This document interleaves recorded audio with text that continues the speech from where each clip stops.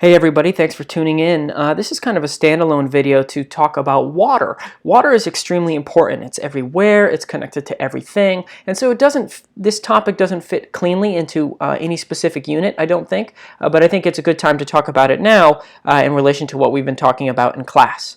So there's a reason that when scientists look for evidence of life on other planets, they look for evidence of water, because water is connected to everything that we see going on in this world, and although life is carbon-based on Earth, it could not function without water either. Water is connected to the water cycle we talked about in Unit 1, and also aquatic biomes we talked about in Unit 1. In Unit 3, we talked about how women in certain countries have to fetch water for hours a day, which can impact their education and affect the total fertility rate. In Unit 4, we talked about erosion by water and soil formation, as well as the changes that we see in the ocean circulation patterns due to something like El Nino. In Unit 5, we talked about the use of water for agriculture and how that water is absorbed by plants through their roots. In Unit 6, we'll talk about how water can be used to harness energy and create energy. And in Unit 7, we'll talk about, Unit 8, I should say, a variety of different forms of water pollution, as well as how we treat the wastewater that we produce. And all year long, but specifically in Unit 9, we'll talk about sea level rise and how water is changing, the ocean is changing, and how it's going to impact us. So you could see water is pretty much everywhere, and it covers most of the Earth. About 75% of the Earth's surface is covered in water. 97.5% of that is salt water. Of that remaining water, the fresh water, 2.5%, most of that is frozen. A big chunk of it is found underwater. This number is wrong here. And of the surface fresh water that's available, a lot of it is in lakes and rivers and stuff that is slowly moving towards the ocean. Of that fresh water, like I said, about 60 to 70% of it is used by humans for irrigation. And when we think about water, it's important that we understand what a watershed is. And it's basically an area of land where all the water that collects in this area from rain and rivers and transpiration and the water cycle, all of it collects in sort of like a funnel and empties out at one major source point. So an area where all the water flows to the same place is what we refer to as a watershed. It's not a shed that holds water. Here's another example of a picture of a watershed where you can see this valley and all of the hills collecting this water from rain, and it's all traveling down this river to the bay at this one exit point. There's a couple different watersheds throughout Connecticut, and there's a major giant watershed in all of New England here that goes all the way up to Canada and all the way down to not quite New Haven, but out down the Connecticut River. So there's a major watershed. All of the rain and all of the water that falls in this area gets collected by the Connecticut River and dumped into Long Island Sound. That's a giant watershed. And watersheds have a number of different characteristics that can determine their properties, etc. Most obvious one is area. The bigger the area of a watershed, the more water it's going to be able to collect, obviously. But also length, basically the principal flow path, the direction that water is flowing through that watershed. The longer that the watershed is, the more water it's going to be able to collect from the surrounding area. The slope of the area is also going to impact the watershed. If it's a very steep slope, the rate will be faster and it can affect erosion. But if it's a very shallow slope, flow will probably be a lot slower, and erosion and weathering will also be considerably less. Soil can also impact the formation of the watershed. We learned about porosity and permeability in Unit 4. If a soil is very permeable, water is going to be able to soak through into that soil down deep and start recharging groundwater. But if it's not very permeable, water is just going to sit on top. It's going to become waterlogged, and it might flow across the surface, increasing erosion. The vegetation in an area is also going to have a huge impact on the characteristics of the watershed. If there are a lot of vegetation, the roots will help hold the soil together and prevent erosion, but they will also help absorb water. The canopy from the trees will help keep the water cool by providing shade, and the canopy, as well as any organic matter on the ground, will reduce the force of the rain that is hitting the ground, and therefore reducing erosion in that way as well.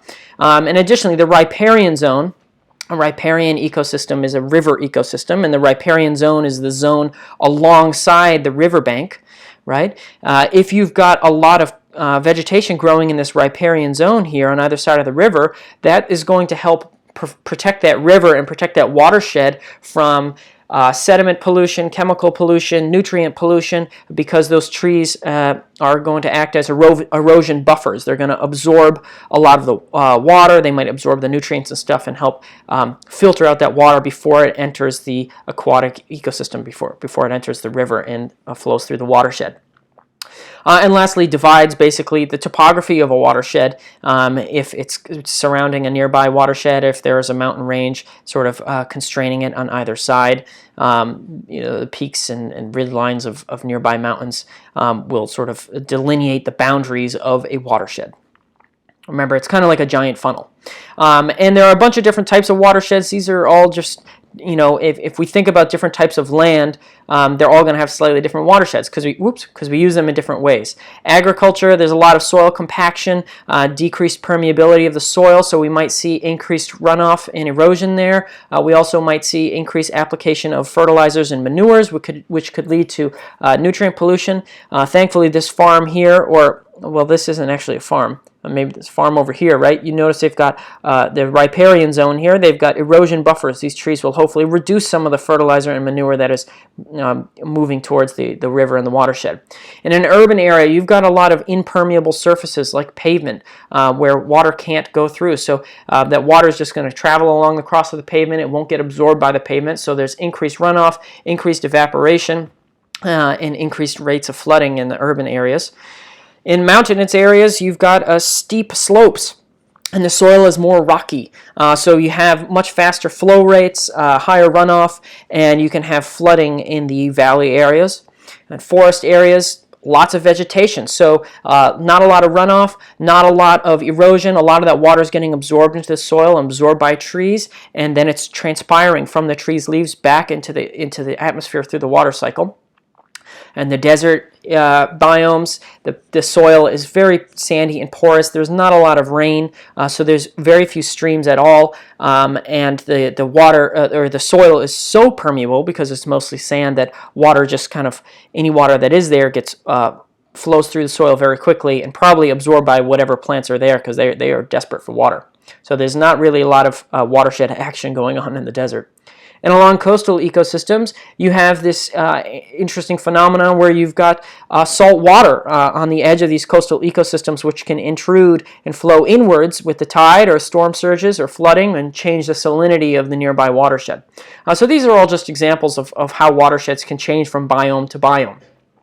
But it's important for you to know, and this is probably the most important thing from this video, is that watersheds include something called groundwater as well. And this is something we've talked about all year long. It's water that's under the ground. That's why it's called groundwater. And groundwater is pretty important because it's what most of the world uses for drinking and irrigating. And groundwater is incorporated into the watershed as well. This is a diagram showing what is called the water table, where the groundwater only rises to a certain point within the soil inside the watershed. So as this water flows down the mountains and collects in this exit point at the watershed, it is going to infiltrate into the soil as well, and the level to which it infiltrates is referred to as the water table. There are a bunch of other terms you should be familiar with. You can look at page 388 in your book to familiarize yourself with them. But the big ones you need to know is that as water infiltrates through the soil, the soil that is totally saturated, filled with water, filling the pores of that soil is going to be what we refer to as the zone of saturation. But that's only going to continue so deep into the soil, and there's going to be a layer of soil at the top that isn't totally saturated, isn't totally filled with water, isn't totally waterlogged. That's going to be drier. That's what we call the zone of aeration. The boundary between those two is the water table. This rock here, this porous rock, is what we refer to as an aquifer because it's got pore space that can hold water, and this is what is often extracted to irrigate farms and provide drinking water. Here's another picture, slightly more complicated, showing the same thing. We've got an unsaturated or the aerated zone, the water table, and the groundwater underneath. This is the formation of an aquifer here. This whole thing is an aquifer where water can be stored underground. But we've got some problems with water usage, particularly groundwater. There's a lot of overuse of groundwater, particularly in the western United States, but in all areas of the world, and obviously areas where there's a hot and dry biome like the Middle East, South Africa, and Australia, there's going to be challenges with water to the point where in some areas there's actually significant water scarcity, which can lead to civil unrest and even violence.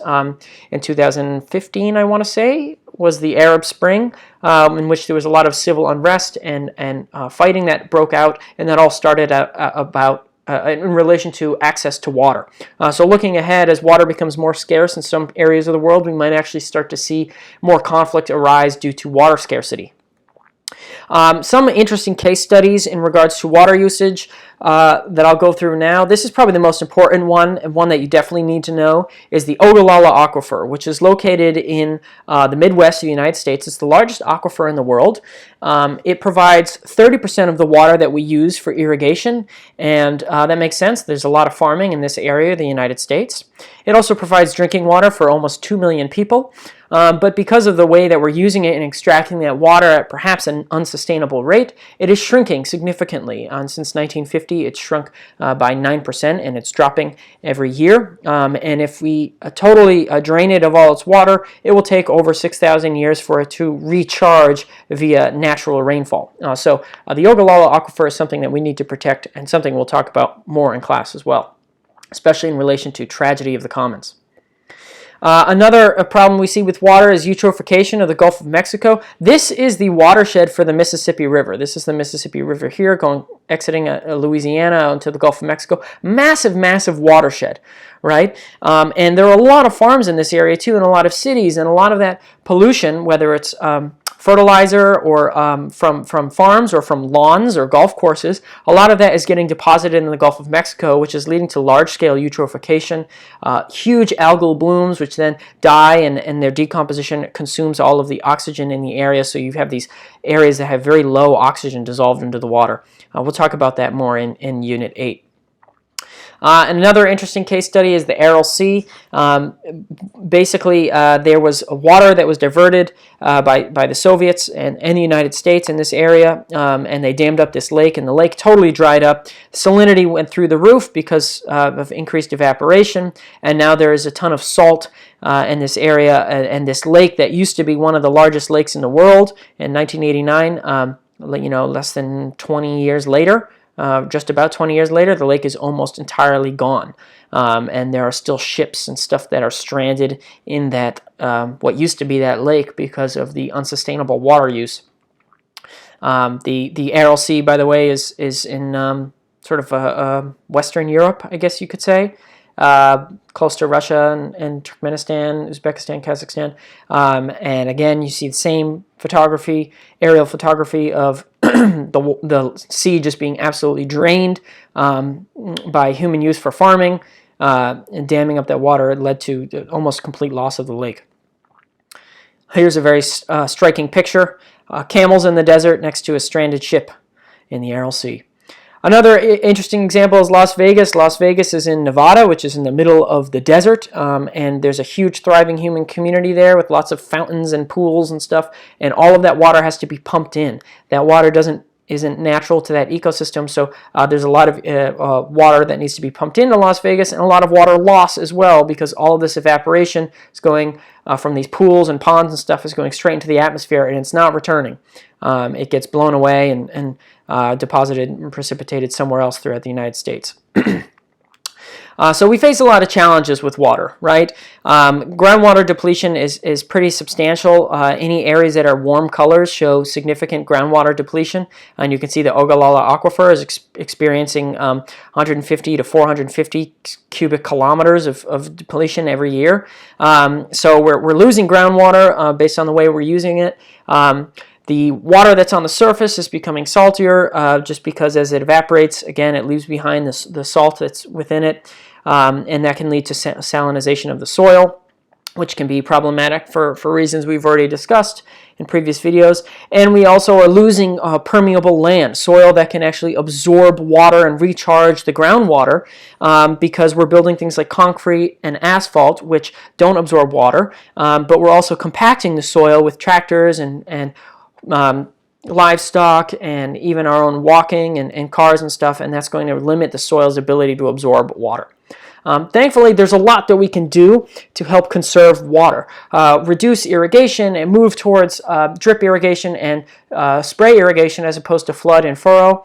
Xeriscaping, which is this idea of rather than landscaping with things like grass, which lose more water to transpiration than an entire above ground pool. But xeriscaping is the idea that you're using native plants to landscape your lawn. So in areas that are very high heat and dry, like California and Nevada, you're using succulents and cacti that are very good at retaining water. Recycling the gray water that you use. So if you take a shower, that water is going down the drain, and you could use that technically to water your plants. It's not sewage water. Rain gardens and rooftop gardens. We've got a rooftop garden at Greenwich Academy, and that's a great way to decrease the amount of impermeable surfaces and increase the water absorption. You could also start switching to things like permeable concrete or gravel, which can allow water to flow through rather than just sit on top and waterlog the soil. So that's all I've got for you on water. It's a very complex, applicable topic that applies to a variety of different things that we'll talk about in the class. So keep that in mind as we move forward.